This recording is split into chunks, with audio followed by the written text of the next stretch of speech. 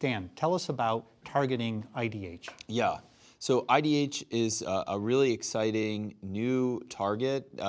Somewhat unexpectedly and fairly recently, we became aware that IDH was a recurrent mutation in upwards of 15% of our patients, and very quickly companies, industry, and clinical trials have been coalesced around this to deliver 2 FDA-approved therapies: ivosidenib for patients with an IDH1 mutation and enasidenib for patients with an IDH2 mutation. Both are approved in the relapsed refractory setting for patients with an IDH mutation as a single agent. IDH1, as we discussed before, ivosidenib also approved for a newly diagnosed patient to use ivosidenib as a single agent. But both of these can be very effective. About 30% of patients experience remissions. Other patients who fall short of that have improvement with respect to transfusion requirements, of fewer or independence of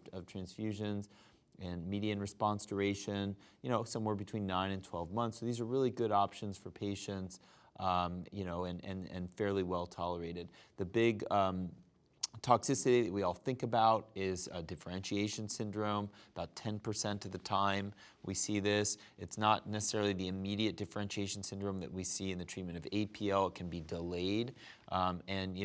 Supportive care, recognition of this, supportive care measures, attempts to treat through, because these patients can go on to have very good outcomes, employing the use of steroids.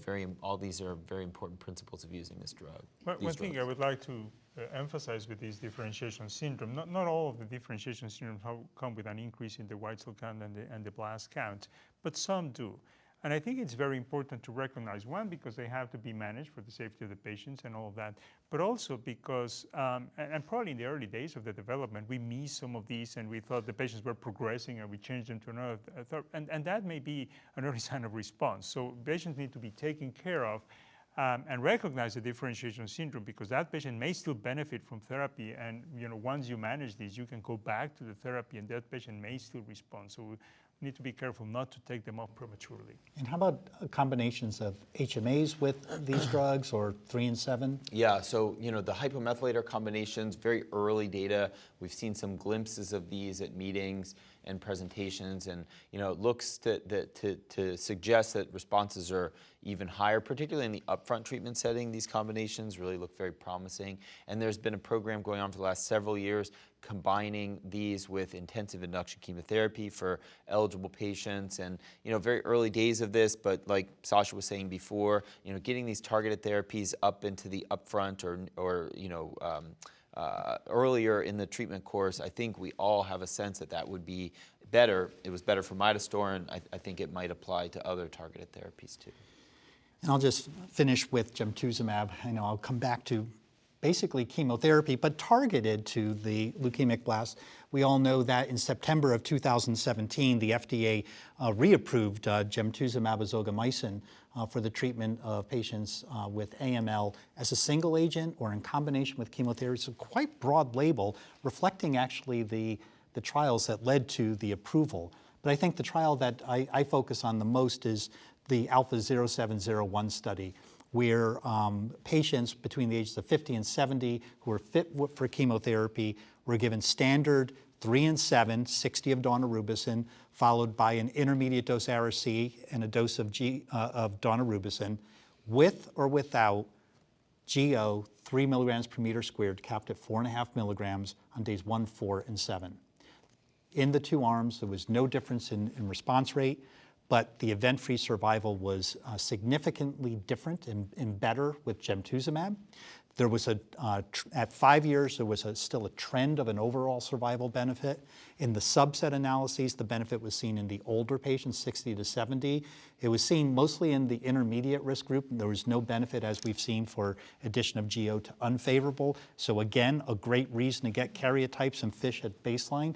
No to GO for unfavorable, maybe liposomal daunorubicin cytarabine, though, in that group. So we use that information. Interestingly, they had 18% of patients with a FLT3 ITD, and the event-free survival benefit with GO was quite impressive there.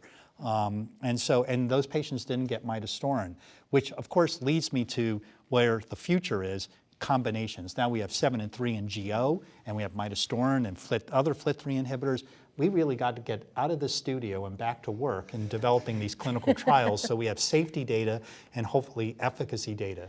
I know people are concerned about the toxicity of GO, though. There was a little bit more myelosuppression, but there was no difference in early deaths, no difference in transfers to the unit, and actually no difference in hepatic toxicity, even though there were 3 VOD cases on the GO arm. Now, only 6 of those patients who got GO went to transplant. None of them who went to transplant after GO actually developed VOD after the transplant.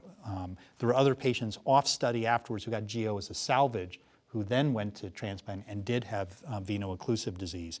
And so clearly a benefit in the core binding factor leukemias and in intermediate risk. And I think we have to figure out how to combine these agents now safely.